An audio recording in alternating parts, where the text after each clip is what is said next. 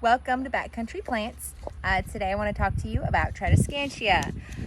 That's the scientific fancy name for a plant that most gardeners are going to be familiar with. Inch plant, purple heart, wandering dude, some other names I'm not going to mention because they're offensive. But it is all part of the spiderwort genus family. Okay, this one is one of the most common, the T. zebrina. You have this green on the leaves, this purple, but I also do have some true purple heart up here. This is T. pallida purple heart. It makes these little purple flowers at the end of its stalk, and it has a lot longer, skinnier, darker leaves. Down here I have, well, I'm not really sure. I guess that it was a Montana, but my mother-in-law gave me a cutting of this one. This was one of my first plants, and we've always called it lamb's ear because of the fuzzies all over the leaves.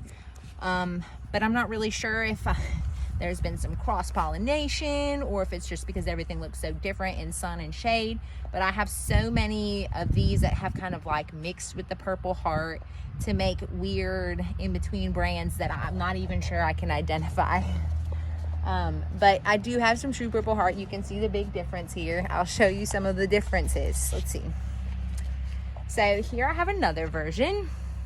It seems like it's like a purple heart, but it's got some of the fuzzies like the lamb's ear, but the leaves are longer and darker. It's also got green in the center of it, so this could just be purple heart that didn't get as much sun, but I'm kind of questioning that because I definitely have some on the other side that get full sun, and there is a big difference. They are like so dark purple. So here's more of the lamb's ear.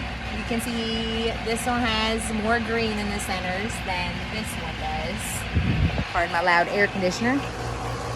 And then I have these ones over here. They get pretty dry, but so far they're making it. You can see how much more dense the leaves are packed in there because these ones get full sun during the day, full afternoon sun here in Florida. So they are very, very dark and very, very dense. I also have a couple of other varieties of spiderwort. Unfortunately, I didn't realize I was going to make this video, and I ripped out some Ohio spiderwort and can't find any growing quite as suitably. So here's some dead Ohio spiderwort where all these little dead clusters were beautiful flowers at one point. But here in my yard, it grows like an invasive, obnoxious weed. A beautiful one that I will sometimes leave depending on where it was, but I really needed the pot that this had taken over so I could plant a banana tree. So, but this is Ohio spiderwort. It grows almost everywhere. There's all kinds. I think Texas spiderwort is another option. That's one of those weeds you see a lot in your yard. But I do have some other versions of it. Let's see. I've got this one. Is a type of Tradescantia, this beautiful variegated green and white. Just love it. Kind of got this one on accident when I was getting my pretty Hoya sitting here. There was a piece of this in here and I didn't realize what it was, so I just let it grow in the Hoya pot. And then once I realized what it was, I said, oh my gosh. And I took that and planted it in its own pot and it's taken off.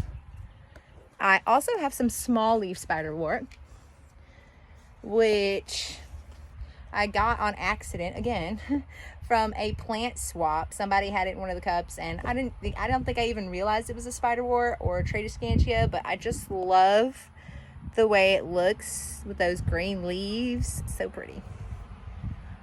But as far as beginner gardeners go, it is one of the best plants for you to grow if you're new to growing plants. It was one of the first plants that I started with. It pretty much can grow however.